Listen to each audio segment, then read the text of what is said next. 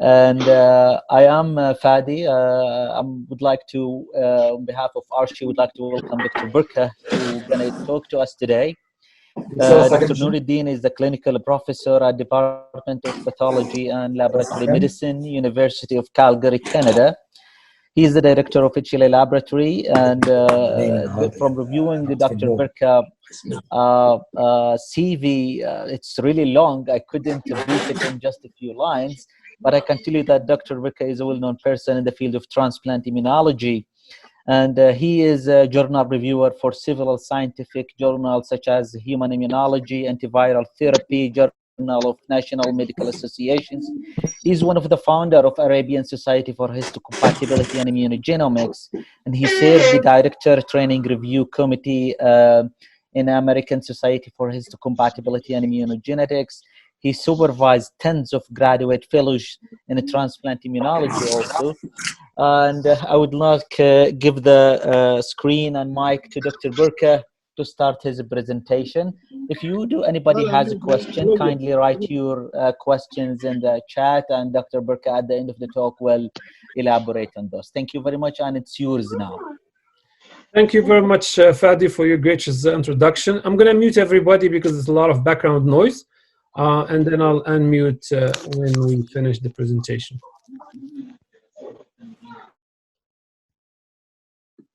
Assalamu alaikum.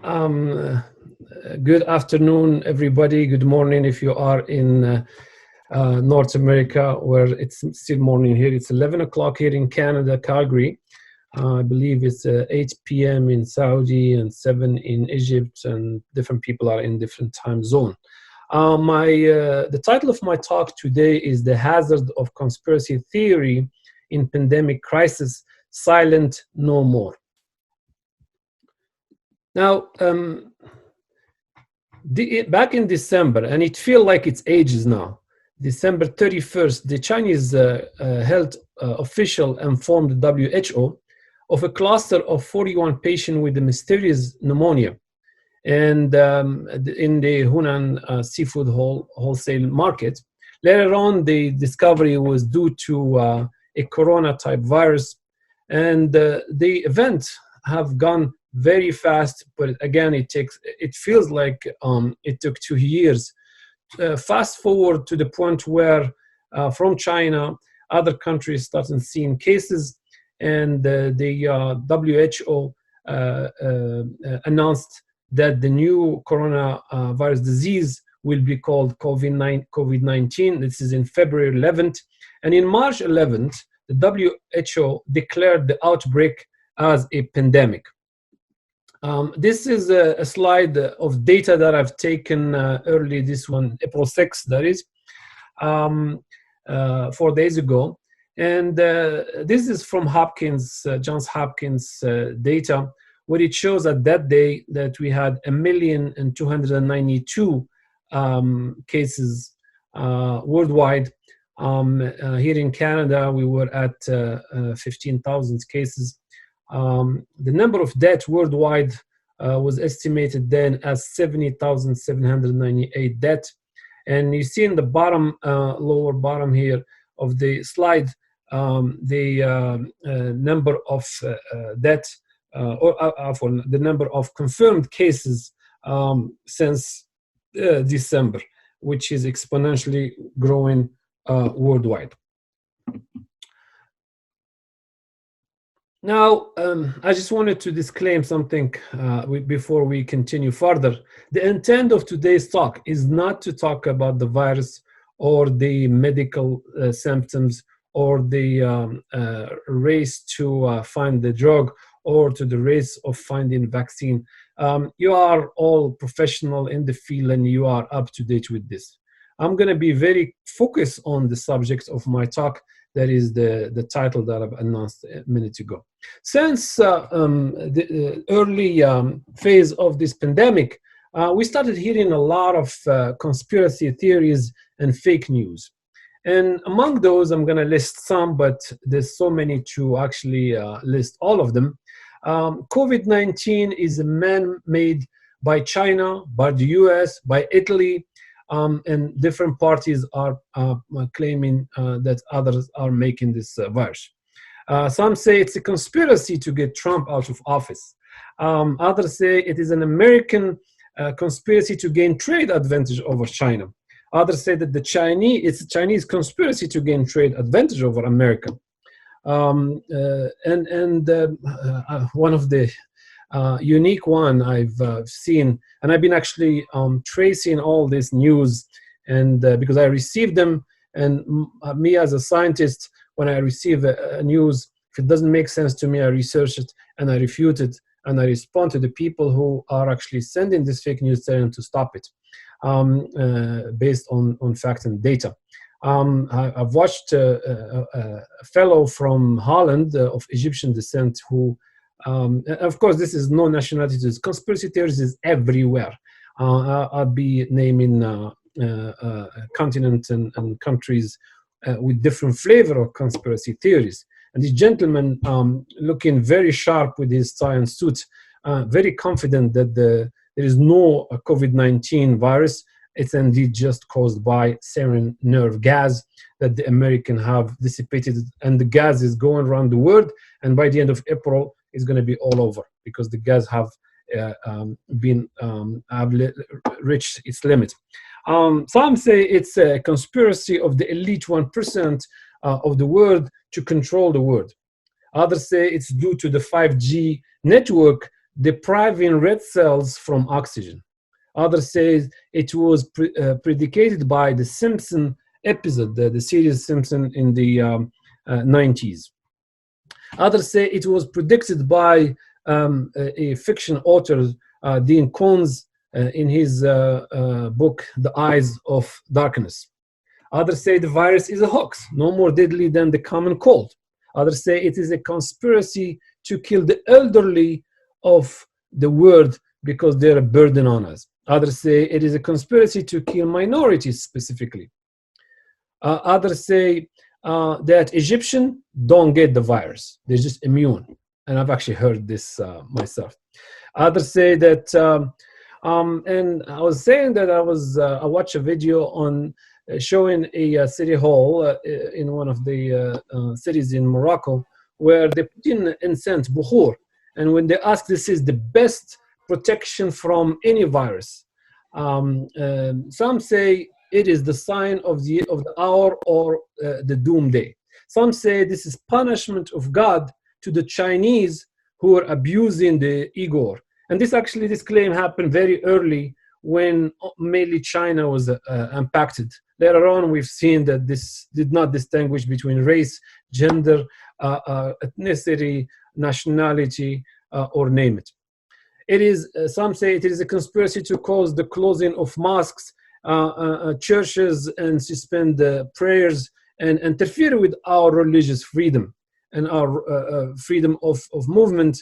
And it's all parts of the big conspiracy planned by imperial countries against poor countries, or by conspiracy by Zionists, or the like. So I want to give you a flavor of this conspiracy theories, and I'm going to start from our area, from the MENA, from Middle East and North Africa, and I'm going to show you a clip from a TV channel. By no means I endorse any channel, but this is very good representation of what goes on in the discourse. And I'm going to comment on this video. This is a short video for 3 minutes. I'm going to comment on it after you watch it. It's in Arabic. I will translate it in a minute after we listen to it.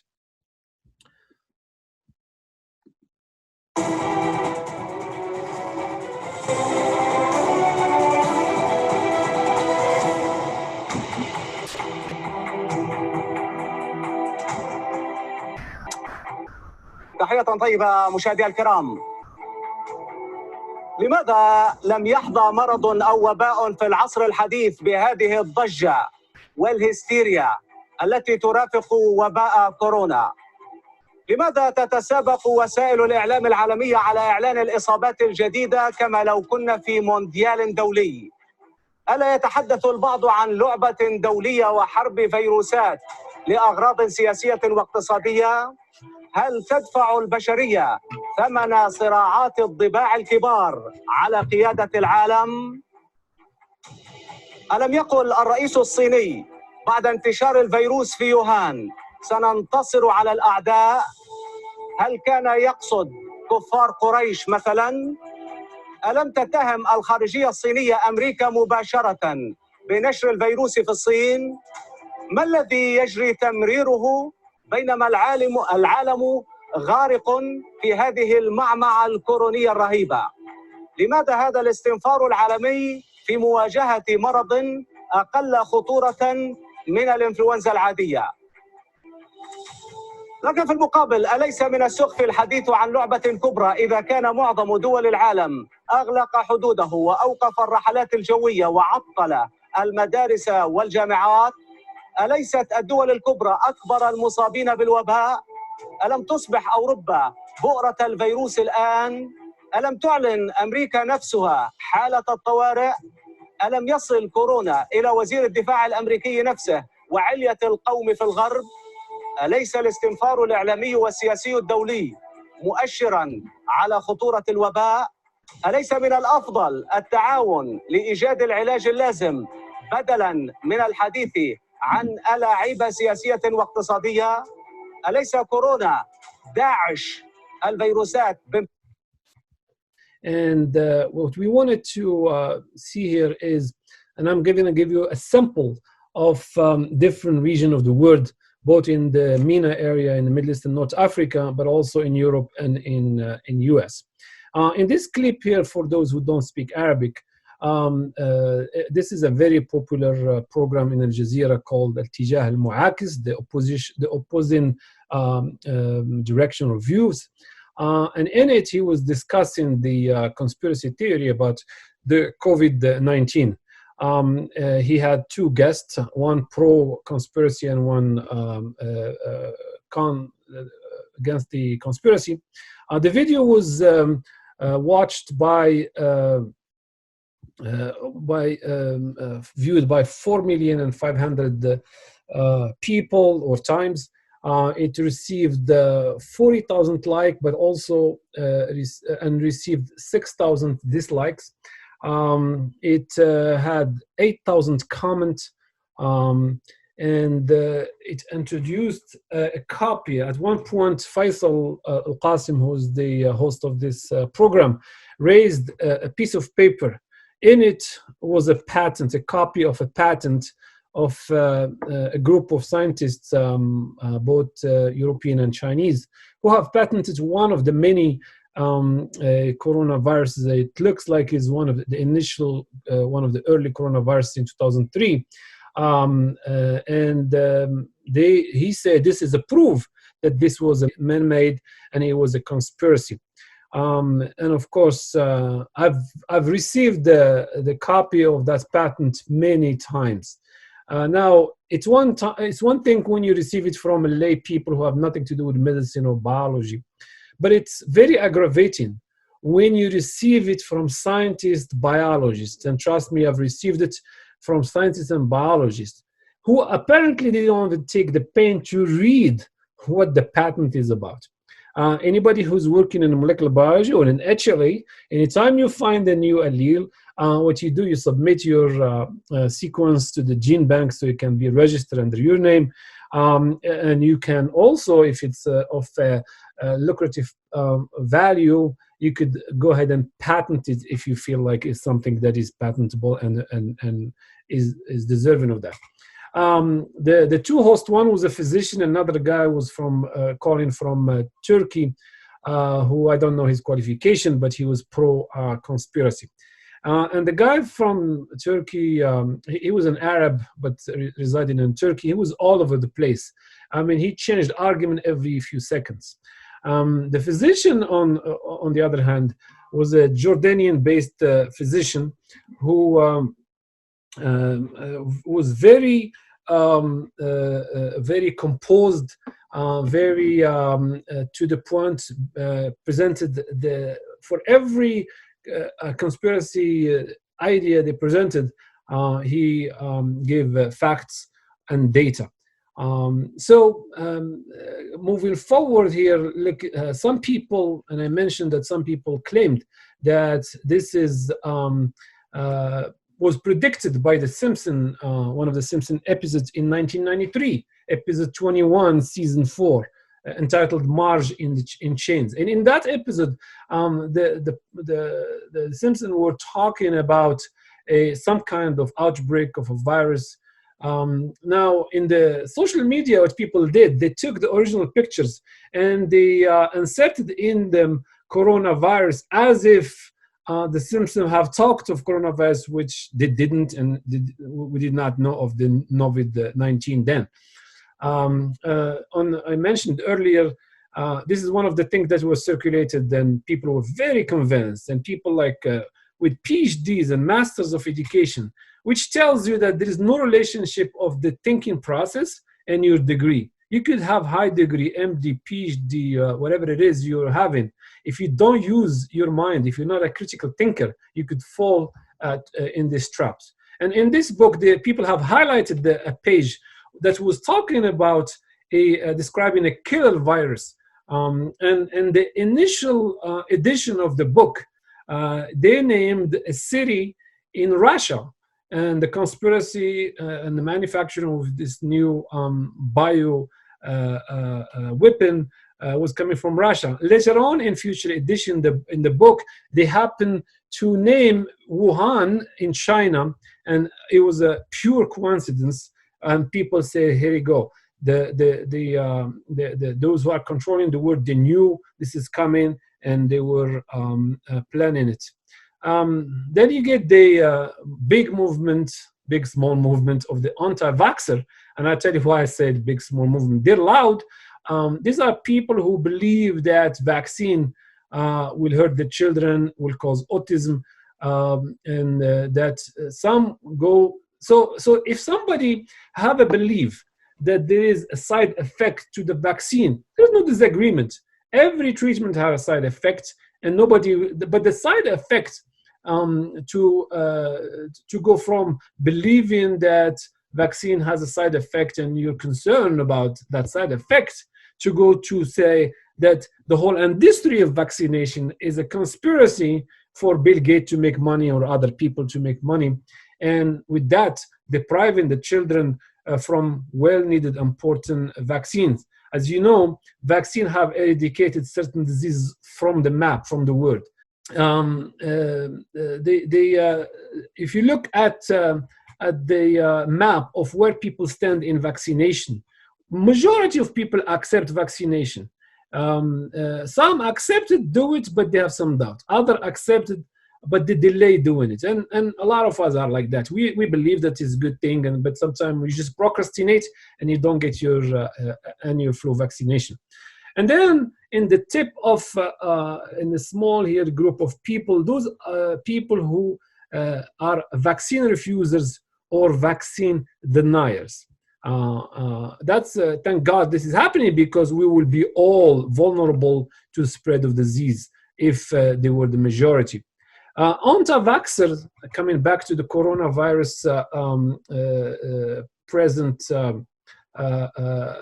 pandemic, they believe that the virus is an effort to force vaccine on them, possibly to help private companies.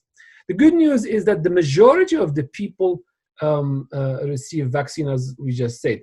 I wanted to take you now to, again, to North America, and I'm going to highlight just certain very loud, very popular conspiracy theorist. Alex Jones is a famous far-right conspiracy theorist.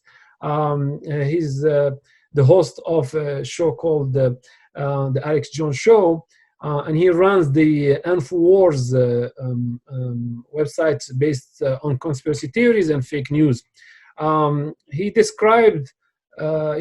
described by one of the magazines as America's leading conspiracy theorist, and he accused the U.S. government of planning the Oklahoma City bombing. As you know, the Oklahoma City bombing was, we know exactly who did it. It was Timothy McVeigh.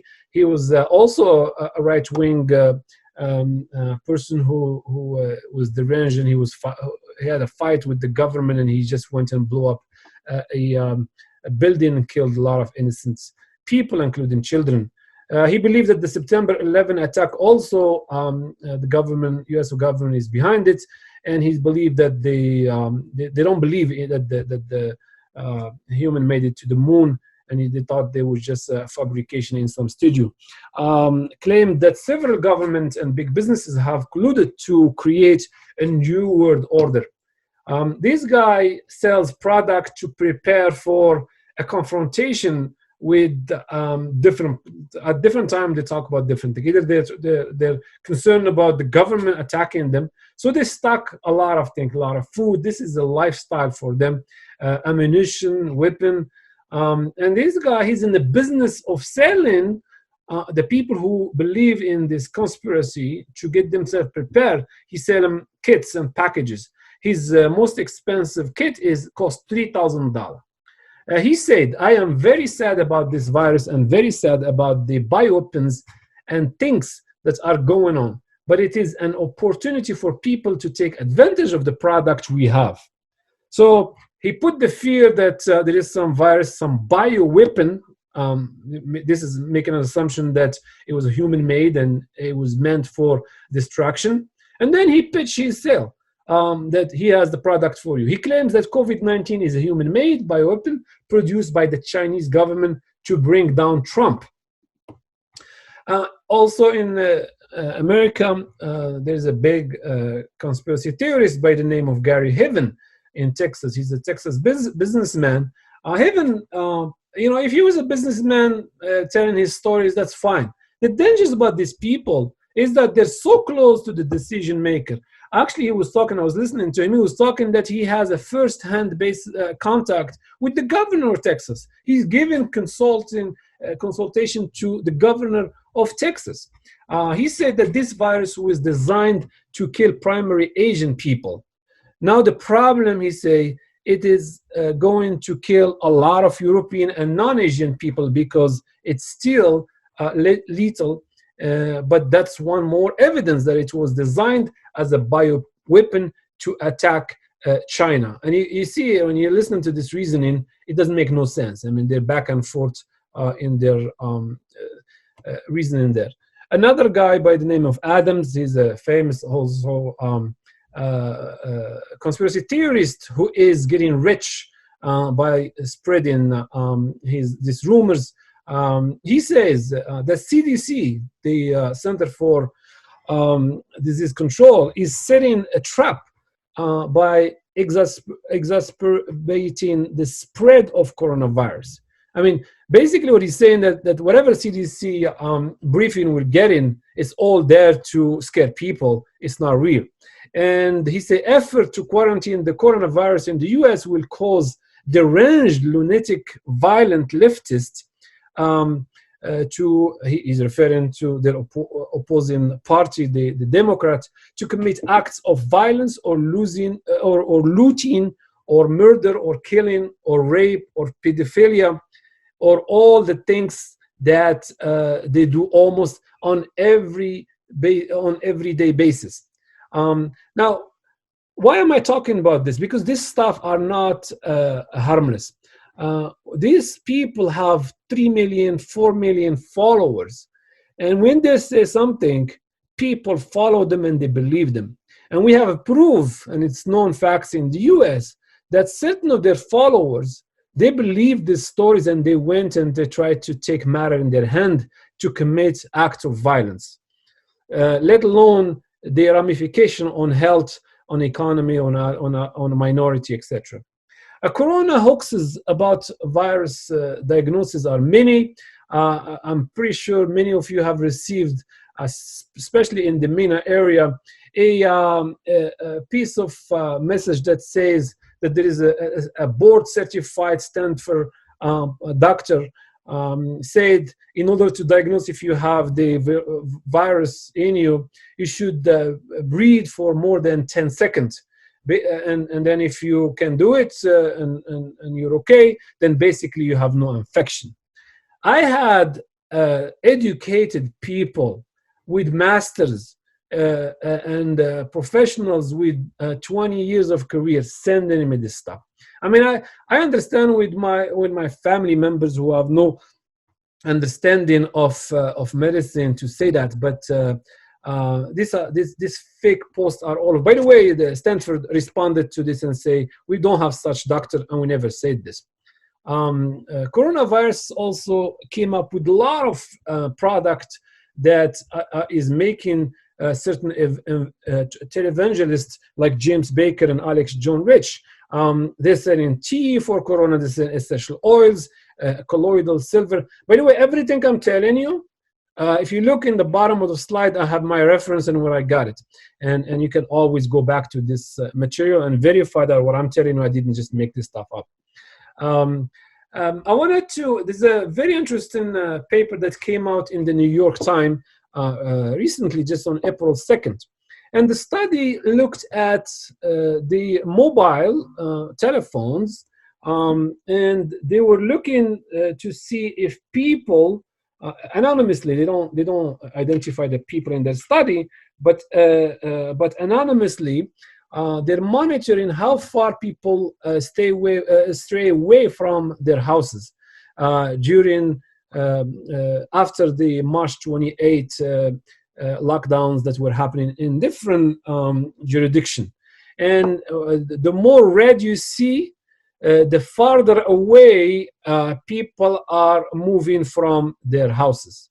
And when you see gray areas, if you see California, they're pretty good. You don't see a lot of red except for some counties. That means the people, they stayed home, they didn't move away. And other in the northeast area, you see also gray areas. And in the same paper, if you look here, this is if you compare states where the government and the authorities have mandated self-isolation versus those who delayed and dragged their feet. And you could notice here that Florida, Texas, and all those southern states are very red. And this is showing, this is measuring how much delay in based on the cell phone monitoring. Now, the danger of this is that this is not just opinions and conspiracy stories and whatever. If you follow them or don't follow them, it doesn't matter. No, what this is, why this is very important is that if you delay the proper response, you're going to have a lot of casualty in your hand. That's what's happened to the southern states. Now they're scrambling to fix the problem, but it's too late. Again, still on the same paper here, in this bottom graph, is showing the counties they got a stay-at-home order by the governor or by the authorities, and those who delayed that. And so those who delayed the stay-at-home order, you see that they have a lot of red, and the average here is in the middle. So it's more red, less gray area here, versus those who actually gave those stay-home orders, and you see that most of them are in the gray area. So Florida, Governor Ron DeSantis resisted calling for state-wide lockdown until April 1st, literally 9 days ago. And people in Jacksonville, Tampa, Daytona, I don't know if you remember, but they had a big beach party with a lot of young people in spring break on the beaches, body to body, basically spreading. And those are healthy young people who are most likely asymptomatic, who are spreading the blessing all over the place. That's because the governor did not want to act early to give the stay-home orders, and also to cancel the gathering. So you could see that conspiracy theories, denial of the existence of the pandemic and the virus, the tribal mentality of politicians, if I am with this party, whatever my groups and priests and imams tells me, I'll follow them. And if I'm on the other party, I follow blindly my imams and my priests and my rabbis. This is again, I take you now to Europeans, so the Europeans don't feel left out here. David Icke, and David Icke is a big name, and Europeans know him well, and Americans now know him well. David Icke claimed that the coronavirus, he has a long history of conspiracy theory. I'm going to tell you more about him in a minute. But specifically on coronavirus, he says it's due to 5G network interfering with oxygen absorption. That's his. He actually had a video on YouTube that was taken down by YouTube quickly. YouTube said that we have clear policies that prohibit videos promoting medically unsubstantiated methods to prevent the coronavirus in place of seeking medical treatment. And we quickly remove videos violating these policies when flagged to us. I hope they do this with all other racists and all other Islamophobic and all other things that are harmful to the society.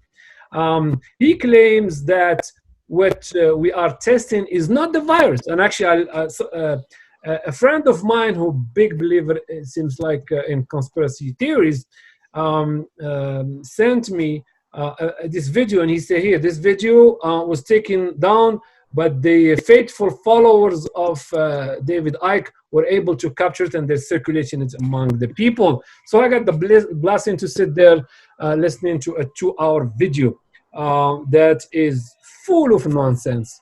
Now his mistake is he got into molecular biology, started explaining to the people how the PCR work. And he said that what we're testing now, all over the world, all the positive cases of COVID is not virus. What it is just degradation of immune cells fighting natural immunity. And he said this is had nothing to do with the virus, but indeed it's to do with the fact that the 5G network, because that's another of his conspiracies, interfering with oxygen absorption by red cells, hence the pneumonia and all that. You gotta give him credit because he's very resourceful. He keep coming up with new ideas. And I'm gonna tell you, this guy is really out there. And he brought, he said that the PCR is not specific and it's not good for viruses. And as a matter of fact, he say the discoverer of the polymerase chain reaction PCR, the discoverer of this, Dr. Millis, who passed away, he said himself doesn't believe in that. Even if Millis said something like that. A PCR, my first experiment in the PCR was in 1990 in Georgetown in Washington, D.C. We've been doing PCR for 30 years, and many of you are also experienced with PCR. This guy has no clue how that the PCR actually is specific, that you have to have primers that go to specific genes, specific exons. Now, who's David Icke? And I'm going to give you a quick video by a psychologist, Dr. Grandy. If you want to analyze David Icke, psychology and conspiracy theories, he does very calm analysis, refuting the facts one by one. That is the claims. And he also does a very good analysis of how conspiracy theorists think and what make them popular and all that. Mental health and personality characteristics of David Icke. So Icke is a conspiracy theorist. He used to be an athlete and then a sports broadcaster. We see that in 1990, he made these claims that a psychic told him he would receive messages from the spirit world. And he made his beliefs known, and this didn't end his career. He talked about how he could be a deity. He was highly confident and essentially said that scientists don't know what they're doing. Now, he also believes in a reptilian race called the Archons, and they're from another dimension, but also from another galaxy. So it's not really clear exactly what he believes there. They're interdimensional, but yet they still have a physical location in our universe. So he believes that these reptilians, who are 100% reptile, infiltrated the Earth through genetically modifying humans. So not physically, but rather by manipulating DNA. So what we see in David Icke's philosophy is he's got this problem, reaction, solution theory, really a conspiracy theory, which is that problems are created by the lizard people, reactions are created by the public, who kind of say something must be done about these problems. Then the solution is offered by the lizard people again. So the lizard people create the problems, humans react, and then the lizard people solve the problems. This is the problem, reaction, solution conspiracy theory. So this manipulation by the lizard people is referred to as the New World Order. So the lizard people control the world. They create fear by causing war and other problems so that the archons, again, these 100% lizards that live somewhere else, some other galaxy, can feed off of negative energy. The lizard people use mind control. They control the government. They control the media. The alien reptile humanoids are becoming more effective because of the use of digital technology to monitor the activities of the humans. And he has also convinced a large number of people and a diverse group of people. We see this survey that indicates about 4% of Americans believe in some part of David Icke's theories. He makes this claim that people that are attracted to him have an open mind, that he provokes thinking in people. So others see someone who perhaps struggles with paranoia, delusions, hallucinations, narcissism, a lack of insight, perhaps is socially awkward and disconnected in many ways from meaningful relationships. They also believe he says a lot of words, like the people who agree with him, but that his words don't make any sense at all. So again, you can see the same presentation, hear the same words, and people can believe totally different things. And I think this is really what makes David Icke special in some way. He's a polarizing figure that highlights this tendency in people. So what about the mental health and personality aspects? Different characteristics that have been thrown out there. This idea that he's talkative, that he knows something about every topic. We don't respond by saying he doesn't have an opinion. He's relatively articulate. He seems to believe that he is a deity, specifically the Son of God. He seems to believe that there are alien lizard humanoids. Again, moving back to this idea that people see what they want to see. They believe what they want to believe. We see a lot of confirmation bias at work here with David Icke. So what's the summary here for David Icke? Well, he's an interesting guy. He's connected with a group of people that may feel disconnected or frustrated by things that are happening in the world, but his theories are generally nonsense, of course. He delivers them in a way that makes them seem credible. He uses a lot of technical terminology from science, but really, again, it's just dressed up nonsense, right? So there's no scientific foundation to what he's saying. As far as valuing what he says metaphorically, I can understand how some people might see that, but I guess I get stuck with the whole lizard thing and really the anti-vaccination and all the other conspiracy theories that he believes in. David Icke does the same thing we see with a lot of conspiracy theorists. He has one of the typical lines, which is if you confront a conspiracy theorist and you say what they believe is not true, they simply say that you're part of the conspiracy. So logically speaking, they kind of get trapped in this circle, right? There's no way to escape it. So there's no way to introduce new evidence for consideration. So as I mentioned before, David Icke appears to be a flexible, open-minded thinker, but he's not really. He's closed off. Nothing's going to change his mind. No amount of evidence would change his mind. At least that's what appears to be happening. All right. So this is just to give you an idea about this, one of the big conspiracy theories, David Icke.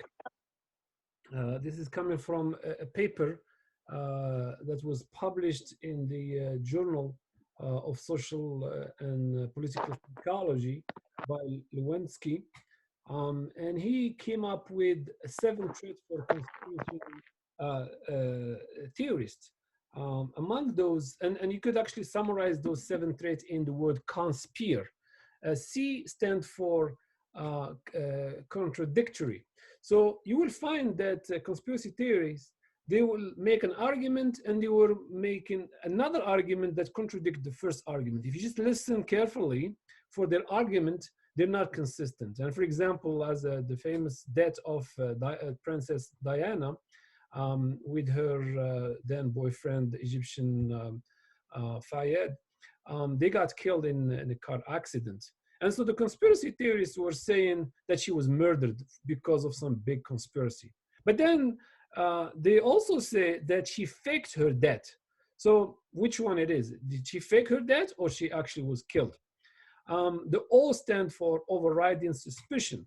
We found that conspiracy theorists, in their thinking involves a nihilistic degree of skepticism toward the official account. So anything that comes from an official entity, it's always questioned, and it's always there's a conspiracy around it. Whether it's the government tells us someday to do something, or the WHO, or the CDC, or the dean of the university, we're always having this conspiracy against, oh, what they're plotting for us.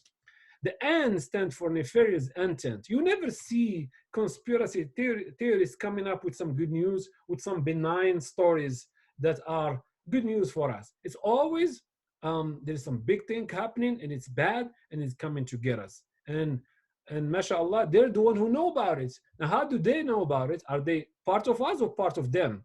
If they're part of them, then they're also they are producing the conspiracy and they are conspiring with them. The S stands for something. Something must be wrong. They always conclude by saying something must be wrong. And you know, what they do, they take one story from here, one clip from here, one clip from there, and they put them together. These are totally independent stories and situation, and they make a story and they say something must be up. P stands for persecuted victim. And we find that the people who are prone to this conspiracy theory, they feel victimized for whatever issues they have in their life personally, or in their group, or in their society, or their country. And for that, one of the appeal of David Icke is David Icke seemed to be he's a Holocaust denier, and he thinks that the Zionists control the world. He has too many things going on. So if you're a Palestinian, for example, you may feel a soft spot for this guy because he's talking about the people who are making your life miserable. Feeling victimized makes you prone to that. But also at the same time, they feel victimized, but they feel like a hero because they're the one who told us about this very secret conspiracy that nobody knows about. The I is immune to evidence. Whatever amount of evidence and specialists you bring them, they will not accept them because they have their own scientists, right? So in one hand, they don't accept evidence by scientists, but in the other hand, you see them quoting some shadowy scientists somewhere, or legitimate scientists where they take their words out of context and use them. And the R stands for reinterpreting randomness. So when we have events that are random, have nothing to do with anything. Here in Calgary, we tend the weather changes a lot every day. So you may have a sunny morning, and then at noon you may get snow, and then in the evening you get rain.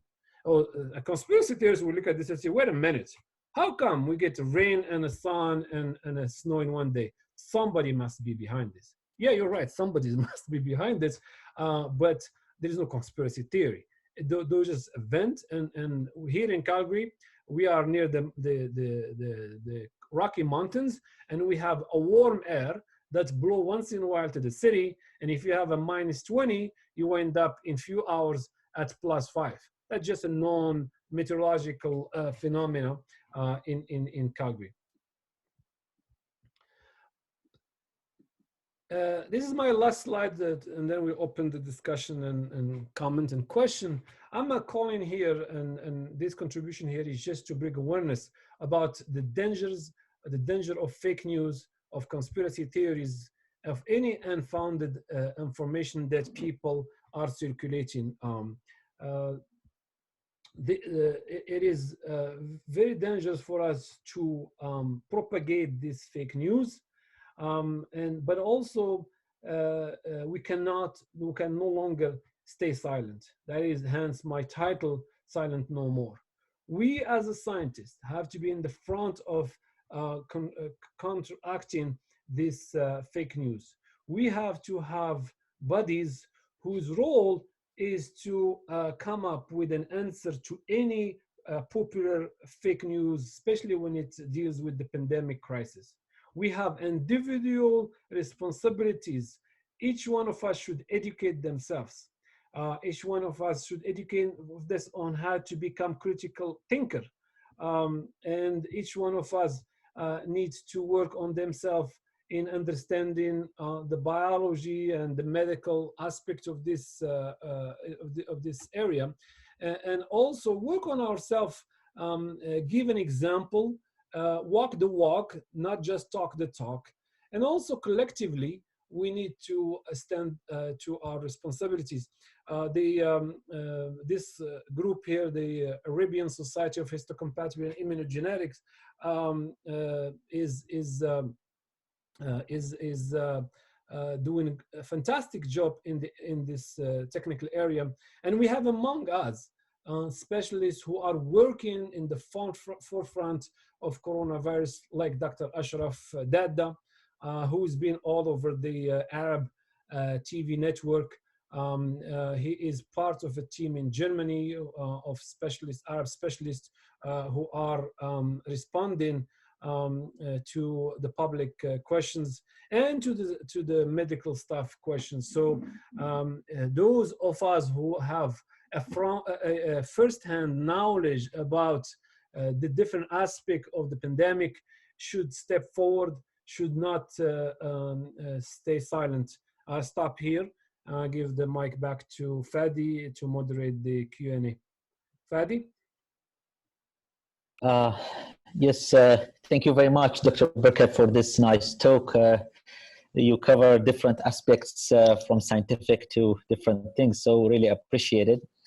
I might start with one of the questions, if you allow me, which is why are traits of conspiratorial thinking is existing? They exist, and I gave those traits that will tell you if you have 2, 3 of those 7 traits, most likely you're a conspiracy theorist, whether you know it or you don't know it, whether you admit it or you're in denial. Many of us have gone through this. I personally went through phases in my life where I used to believe in conspiracy theorists, especially when I used to live back home. This is beyond 30 years ago.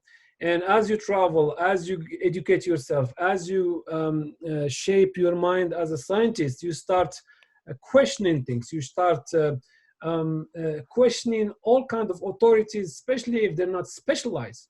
I mean, a sheikh has no business to give medical opinion. I've seen sheikhs, imams in the Middle East area who are claiming we should not close the mosques. And this is a war against religion and the freedom of religion. There's no such thing.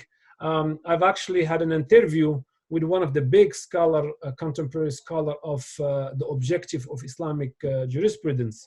And he say, in these matters, the specialists are not the scholar. And he's a scholar of Islam himself. He say, in this matter, the doctors, the specialists are the scholars. They gave us the fatwa. True, if you see these days, the doctors took over the world. They didn't do an election. They didn't do a coup. They didn't do anything. But overnight, they're telling everybody what to do, where to go, when to leave, when to stay home.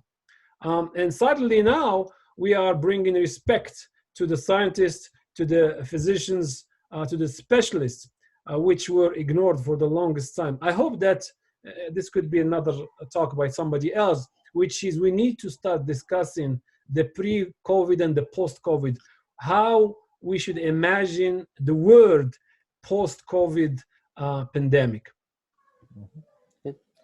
I think with us here also, I know that one of the attendees, like here, Dr. Ashraf, Dr. Abdelghani Tbakhi, would like to hear from them any comments on the talk, or if they do have questions, anybody also Please go ahead. Thank you, Fadi, and I want really to thank Dr. Nuruddin for this excellent presentation and initiative to talk to the public about Corona and behind Corona. And I want to congratulate also Archie and for this webinar, which hopefully will continue. In terms of the content of the presentation, they're excellent because we are in the Arabic region and Arabic culture are vulnerable for such thoughts, which probably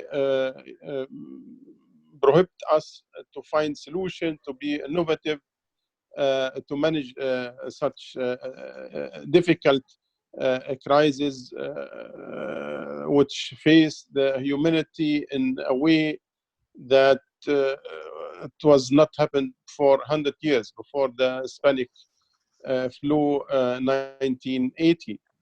So I fully agreed with you, Dr. Nuruddin, that we are the scientists, the doctors should take the initiative, should be in the scene and try to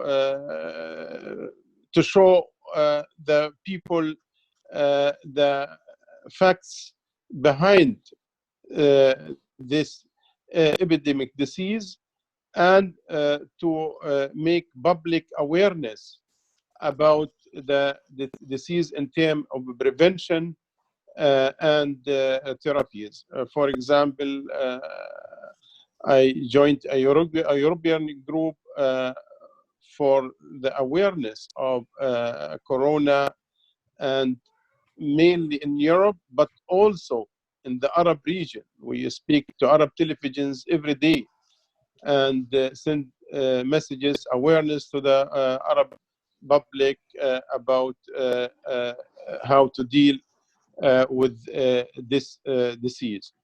And we also work together with other Arabic scientists in our region to initiate a treatment. For example, we have started a multi-center study in Saudi Arabia, which worldwide unique. About 10 centers will participate in the treatment of Corona critical ill patients using recovalescence plasma, which means patients who recovered, we took the plasma and treat the critical ill patients. Now this study will start soon. We have about, as I mentioned, 10 centers which participate in the study, and to my knowledge, such a study is not conducted worldwide till now in this multicentric concept. So we try to do as a scientist what we should do actually. Excellent. Thank you. Thank you very much, Dr. Ashraf. Any comment, Dr. Berka, on Dr. Ashraf comment? I think Dr. Ashraf is an amazing man doing great work. I've actually visited him shortly before Mecca was closed. I gave a talk in his lab, and he was extremely busy. They were ramping up the COVID-19 testing. He's an honorable man. He's been doing a lot of service. I think, I wanted to keep our conversation today around the fake news and conspiracy theories, and perhaps we should invite Dr. Dadda to talk to us about the medical testing side of this in the future. Sure. Dr. Tabakhi may comment. Assalamu alaikum.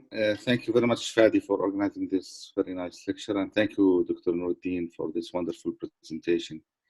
I don't have much to add. I echo what you have said and what Ashraf has added to.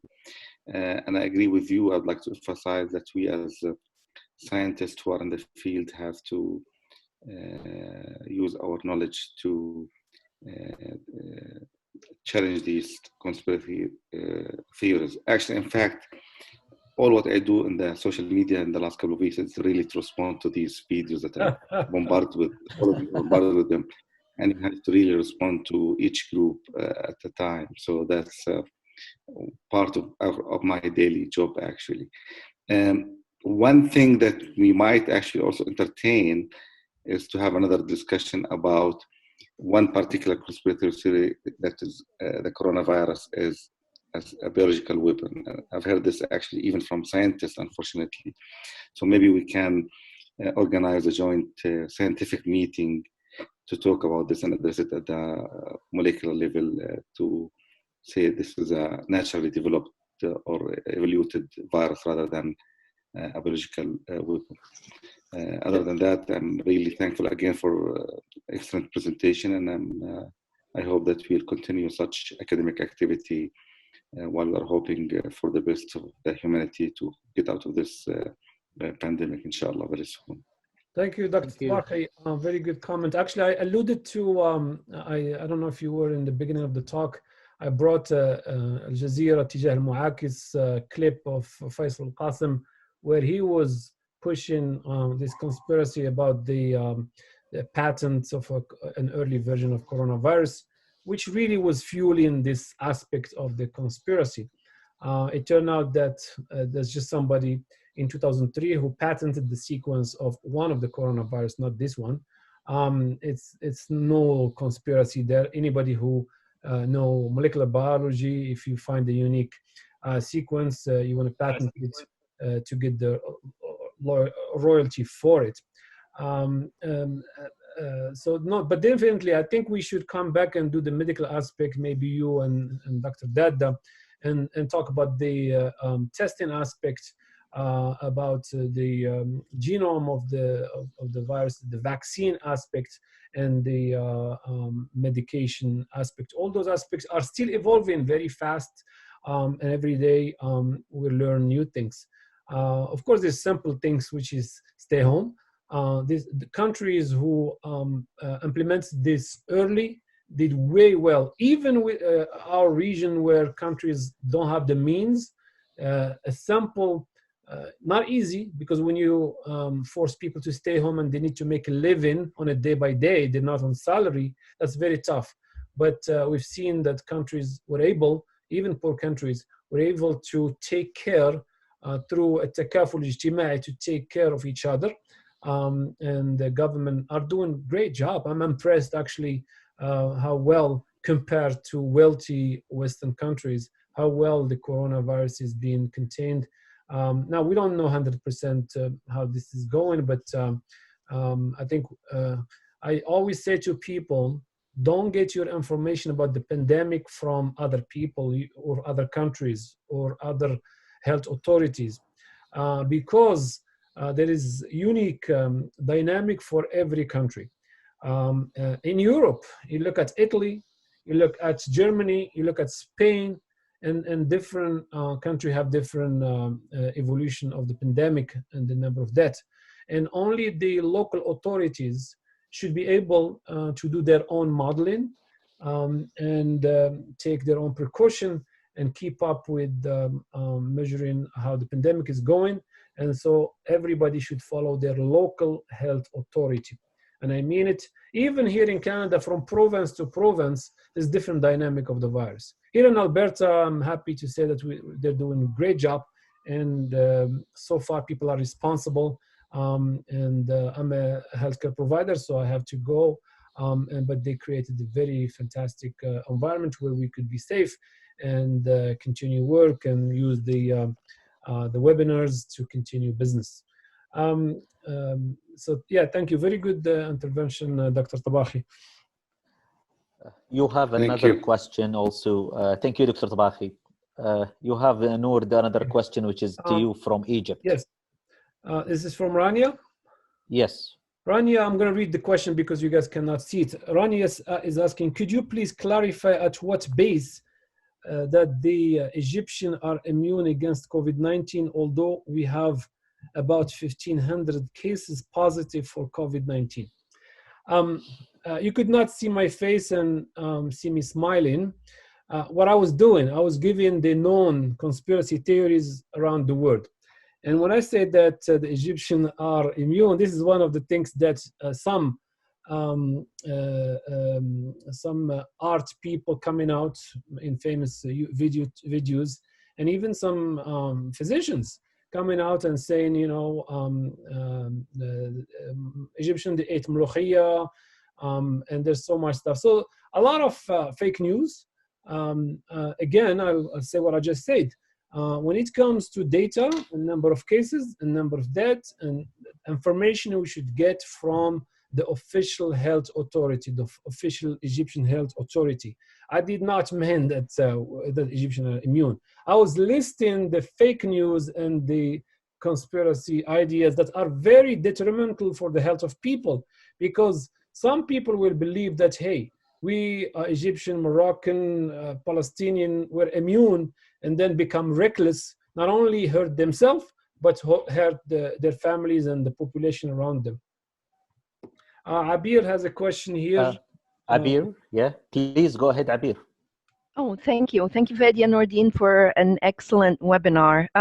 So first is a request. I see that you're recording it, so I'd like to have permission to share this. I've been fighting my own fight, trying to refute a lot of conspiracy theories here, whether, you know, from friends or family members or some coworkers, believe it or not. But this is an excellent resource to share. Nordine, I was really inspired by one of your last slides where, you know, we really, as a scientific community, need to step up. I had to step away for a couple of minutes, so I don't know if you covered this, but one of the theories that I'm hearing a lot out there on social media is a comparison between the flu and COVID-19. And I mean, I have, since people are, you know, staying home, there is a lot of time on their hands sitting and studying websites of, you know, the World Health Organization and the CDC and you name it, and looking at numbers, just counting the numbers and making their own conclusion that the flu is far more fatal. Well, of course, you and I and everyone here know that this is an incomplete argument because the numbers of COVID are still coming in, while the flu is well studied and we have a vaccine. But how do you refute this conspiracy theory, and how do you convince people that no, the COVID is very different from the flu? My concern here about all these conspiracy theorists out there is they're not showing responsibility in promoting these theories, and then when people listen to that, they belittle the effect of COVID and just go out and go against all, you know, the shelter in place orders that we have right now. We've seen this very much in Florida, as you mentioned. We've seen it in Louisiana after Mardi Gras. They have the steepest curve in the country right now. How do you respond to this flu versus COVID theory? Yeah, so you live in North America, in the U.S. Your president is one of the people who were promoting this idea early. Unfortunately, yes. Now, what I tell people in the U.S., listen to Anthony Fauci. I've worked at NIH 30 years ago, and Fauci was there before me, and he's still there. Fauci lived through HIV, lived through Zika virus, lived through all kind of pandemic and epidemic. And he is a man who speaks his mind. He's not afraid. He has nothing to lose. He radiates confidence, and he is an evidence-based scientist. And he's world authority in the field. So if you are a US citizen, tune out the politicians and tune in to Anthony Fauci. Now, your question has a lot of questions in it. And I wanted to just touch base quickly. In my study about conspiracy theories, there's a professor in London, psychologist, who was talking about the end of knowledge. There's a TED Talk if you look for him. The research conspiracy theory and the end of knowledge. And he said the problem with conspiracy theorists is that whatever evidence you bring them from bona fide scientists, they're not interested. They're not going to listen to it. As the video I played by Dr. Grandi said the problem of conspiracy theorists is that they're trapped in a circle. So no matter how many evidence you bring them, they don't allow for any new evidence to come to their sphere. And if you have that kind of mindset, obviously you're never going to learn anything. And you're just going to listen to yourself. And you're just going to look for information that validates your preconceived ideas that you've already have with you. So the specialists have psychologists. This is a lot of studies in psychology and social studies. They look at different ways. So when it depends who you're talking to. So if you're talking to the public, to the lay people, what we suggest, and unfortunately even educated people, is that people should be encouraged to ask 4 questions. And this is going to be very helpful. Take note of those 4 questions. So we have this 4 points. First thing is, do I recognize the news organization that posted the story? So when you get any WhatsApp message or Facebook or any message about the COVID-19, ask, who is the originator of the message? If it says it's quoting a Stanford professor, board certified, that said you have to hold your breath for 10 seconds, then it's easy. I'll just contact Stanford online and find out about this, because if a Stanford professor said it, it's going to be all over the media. So ask who is originating the news. If it's a news that is coming from a bona fide career journalist, most likely it's going to be true, because I say most likely because we still have some network who are very tribal, i.e. very politically motivated, and they are promoting fake news. See, the problem with the media, and I'm going to come back to the other 3 points, is that back in the 80s, we have very few network in the world. Every country had a few networks, 3 or 4 TV stations. Then came cable network, starting with CNN. Then later on, we had cable network everywhere, private companies. Then came the social media. With the advance of Facebook and YouTube that have billions of followers, it became hard to control the news. So anybody could be a journalist, with or without credential. The second thing is to ask, does the information in the post seem believable? So if you're a scientist, right, or you're a physician, or you're a medical person, and somebody tells you something about, oh, this is a human-made virus, that's easy. What we need to do is to see who did sequence the whole genome of COVID-19, and publication already out there for weeks now, and they've concluded that this could not be a man-made. This is a natural evolution of a virus.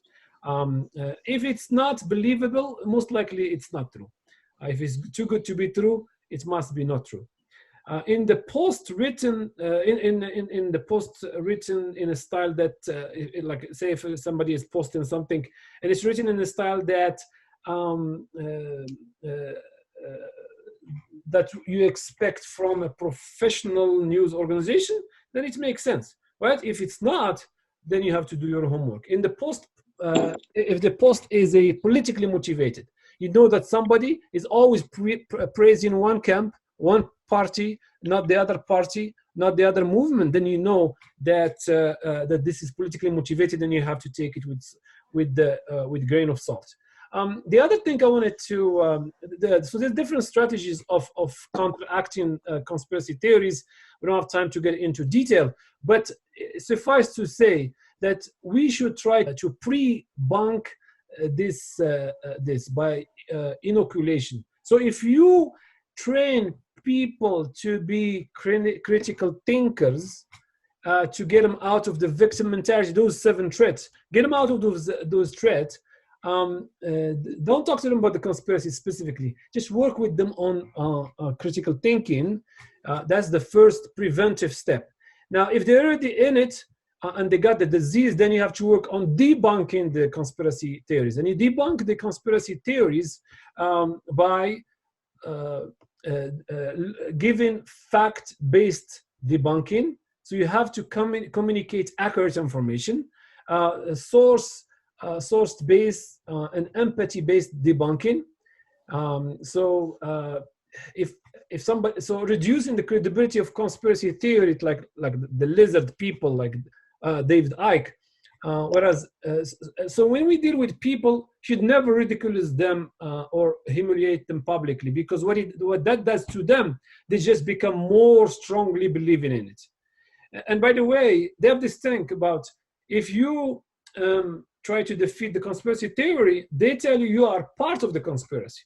If you bring them Dr. Dadda's data from Jeddah, from actual patient, they tell you, no, Dr. Jeddah, oh, he worked in Germany, he's a Palestinian, and they're gonna come up with the conspiracy for why Dr. Jeddah is one of the 1% of the world who are conspiring to control us.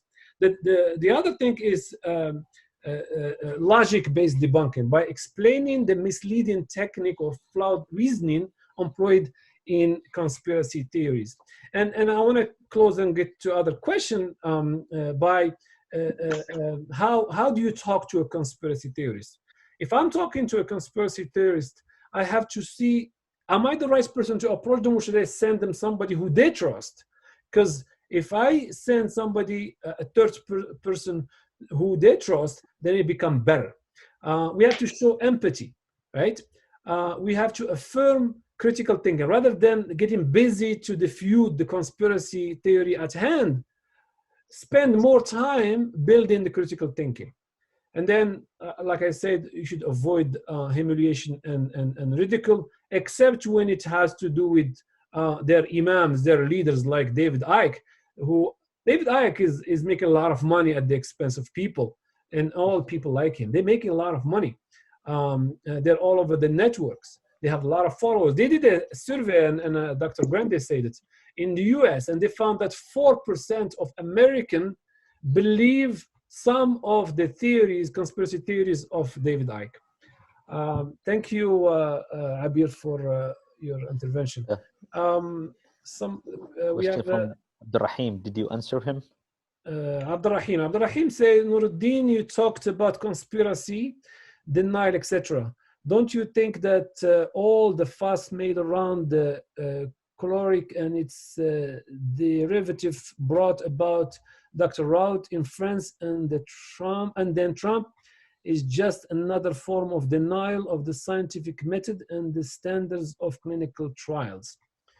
Abdurrahim Marzaq, I'm not sure where you're going with the question. If you can, come on the mic and tell us, explain your idea, because what happened, I can tell you what I'm thinking, but I'm not sure where you get in with that comment, with that question. This is what I think. What happened, many countries jumped on the wagon of this medication after the French small study of 20-some patients. Anthony Fauci was telling people, slow down, these are anecdotal stories, and we have no data yet to really say that these are safe drugs. Some countries in the Middle East, they just took a gamble and they secured a lot of quantity of this medication. So in case if it's, and they even started using it. Now, anybody who knows medicine and clinical trials knows that because a drug works for one condition doesn't mean it's going to be safe for another condition. The nature of the symptoms of COVID-19, we don't know. We don't know how they're going to react to this drug. And so the last thing you want is to try to fix a problem and create a bigger problem. So there are a process that the FDA and the drug agencies around the world follow. We should follow them. And we should not use this as a political football where the head of a nation is trying to keep his rating high by telling people, oh, good news, we have some medications going to come up in a week or so, when his medical guy behind him is telling him, we don't have data yet. So I hope I actually addressed your question, Abdurrahim. If not, you can come on and tell us more. Anyway, so Dr. Admo said from University Hospital of Marrakesh, He say, I do congratulate you for choosing and talking about the, as a simple question, is this virus a kind of modelization showing to all humanity that we are on the same boat? Very interesting question. So I didn't talk to the virus and ask him what you're here for. But we have a lot of philosophical discussion on the net, people from a religious perspective saying, what does this mean, what the virus is doing to us? But I think as a scientist, we should spend some time asking ourselves, how are we going to deal post-COVID-19 with our individual and collective responsibilities? It is time for us to rethink that. I think governments have to rethink the isolation they are living in and collaborate more. I think we as individuals, we should care about ourselves and family, but care about the society, volunteer with nonprofits, and contribute knowledge, contribute research, contribute. This virus, right? This virus is a creation of God. And this virus does not know where to go. It's not a living entity. It's a capsule with protein and RNA. And it is doing what it's commanded to do. It doesn't make its own decision.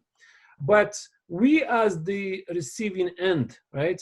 We should ask ourselves, how are we going to take good lessons, positive lessons from this? It had exposed a lot of weaknesses. For a while, young people say that we need help with the education. And everybody tells them in North America, well, we don't have money. We cannot waive your tuition and your college debt, or having healthcare for everybody. Suddenly, everybody has a coverage now. They're saying everybody can get the test for free. They're putting all kind of money on vaccines, all kind of money on IT to help us communicate better. So humans have it in them financially. We have the resiliency and everything. We just have to stop the nonsense that is wasting our time. Thank you very much for listening, and hopefully we'll get together for another subject, another topic. Thank you very much, Dr. Berka. Thank you, everyone who joined this webinar. I would like to take it now. It will be recorded and it will be posted at our website and shared among our members. Thank you so much.